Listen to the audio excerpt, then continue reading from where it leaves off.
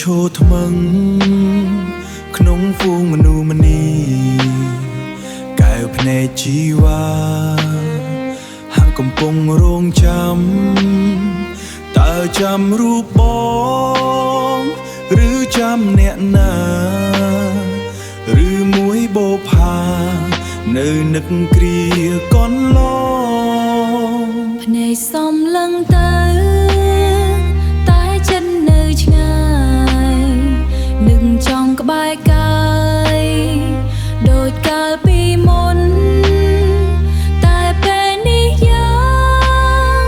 ជាអ្នកដទៃសោត្រឹមភាំងក្តីដែលបង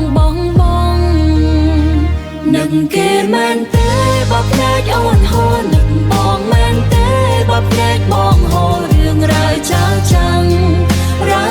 មិនទាន់សាបសូន្យឈឺចាប់មែនទេដែលឃើញរូបអូនឈឺចាប់មែនទេដែលឃើញរូបបងដើរក្បែរអ្នកថ្មីទាំងចិត្តនៅនឹងសង្សារចាំ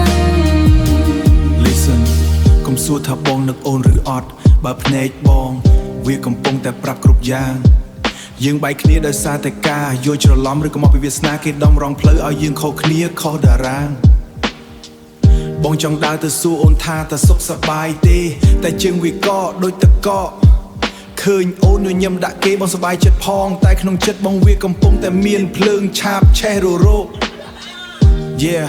សង្សារចាស់គឺជាឋានៈជាការពិតដែលត្រូវទូស្គាល់សង្សារចាស់គឺជាឋានៈដែលមិនចង់បានតែជាការពិតដែលត្រូវទទួលស្គាល់មែនហើយ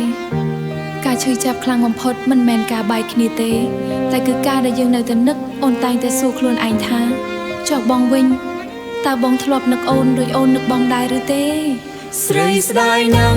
ពេលវេលាដែលហួសទៅ